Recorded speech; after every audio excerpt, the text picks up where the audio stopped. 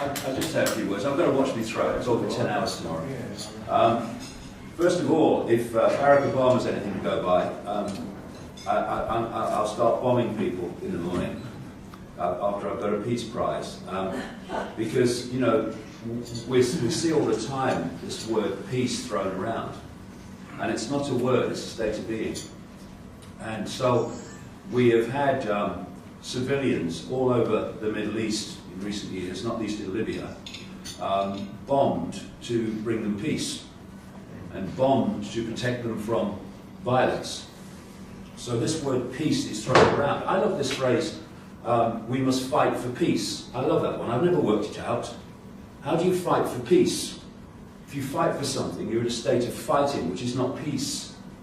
And really, if we're going to bring peace to the world, we have to expose to as many people as possible what is destroying the peace.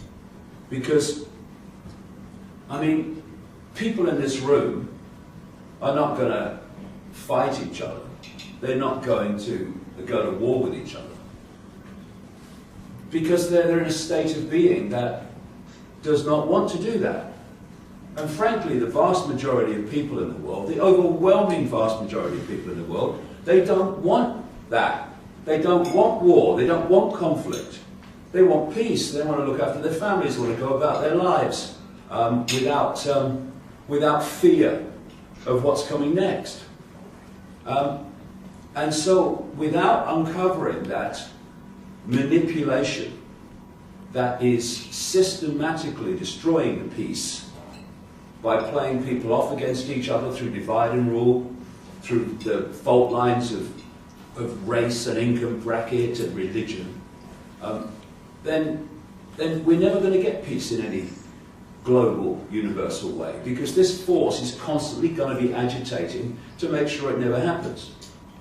And when I talk for 10 hours tomorrow, I'm going through a massive number of dots connecting into pictures. I'm going to go into what this force is that's manipulating the constant destruction of peace. And it has many, many, many levels. There's the level that you can see, planes dropping bombs, presidents ordering people to fly and drop bombs, but it goes deeper and deeper than that, into the very fabric of reality, into the very manipulation of human emotion, human thought, human perception, so that we see the world in terms of everyone standing up for themselves, rather than seeing ourselves as some kind of human family where everyone needs to work together and to look after each other. That will bring peace. What will not bring peace is playing different parts of humanity off against each other constantly to bring about an end of peace. So it's quite appropriate. I mean, I'm very honoured. Thank you ever so very much to get this award. I mean, I'm not really into awards. In fact, it's the first one I've ever had. But I take it as an acknowledgement of all those people all over the world from many different backgrounds who have, over the last, starting off 25, 30 years ago, some people even further back. And then more and more coming up to present day as more and more people have opened their minds to the fact that the world's not like they thought it was. It's an acknowledgement of all those people who spend their times, whether it's people like me travelling around the world talking at events and writing books, or people in their spare bedrooms. Actually, I write my books in a spare bedroom, full enough. In their spare bedrooms, just putting out information to as many people as they can. And this accumulation of information from all these vastly different sources of people have together, cumulatively, have started to make a difference. They have. As I travel around the world, I see it. When I look at what things were like when I started out 26 years ago, to what they are now in terms of people opening their minds to things they would have laughed at or dismissed before. And so we are making progress. And it's a progress that is saying to people, the world does not have to be like this. It doesn't. You know, it's a choice. We can be peaceful or we can be aggressive. We can be peaceful or we can go to war with each other. And therefore, we must take our choice back. And our choice comes from our perceptions of everything, our perceptions of self, our perceptions of reality, our perceptions of world events.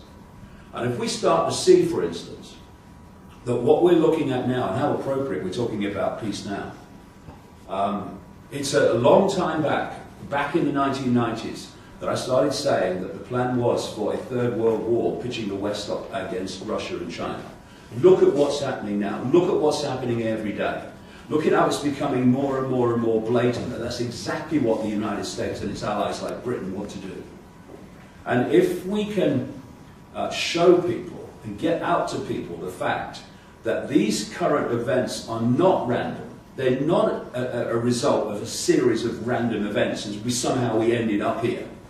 They are the result of calculated, manipulated processes of pushing the world and directing the world in a particular direction that go back centuries, staggering as it may seem, to people who haven't researched it.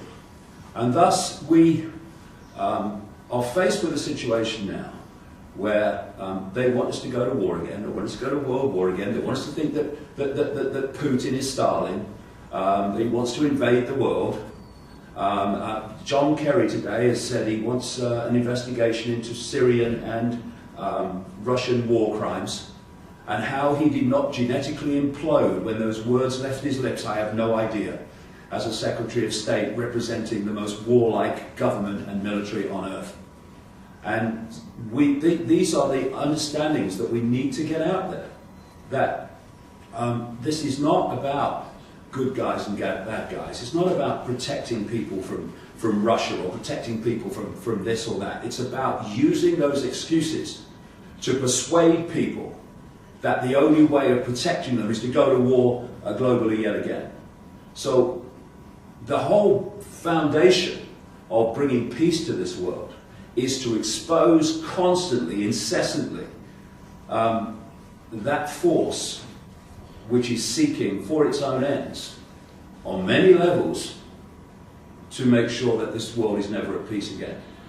And so, you know, I take this award as an acknowledgement of all those people all over the world who've made their contribution to getting us where we are now. Because we are at least at the point now, compared with 26 years ago, where it's nothing like as easy now to sell this nonsense as it was before. More and more people are going, hold on a second, what's going on? We just had the Brexit in Britain, coming out of the European Union, where the entire spectrum, virtually, of British politics, from left to most of the right even, were saying, catastrophe if you come out. And enough people said, don't care, we're coming out. We're deciding, not you, the political class. And so it is getting more difficult. And I'm glad at the moment that the American military spokesman and the American State Department and all these other people are overcooking the pudding in their condemnation and claims about Russia and their intentions. Because it means that when you go over the top, more and more people go, hold on a minute, this doesn't make sense to me, this is way over the top.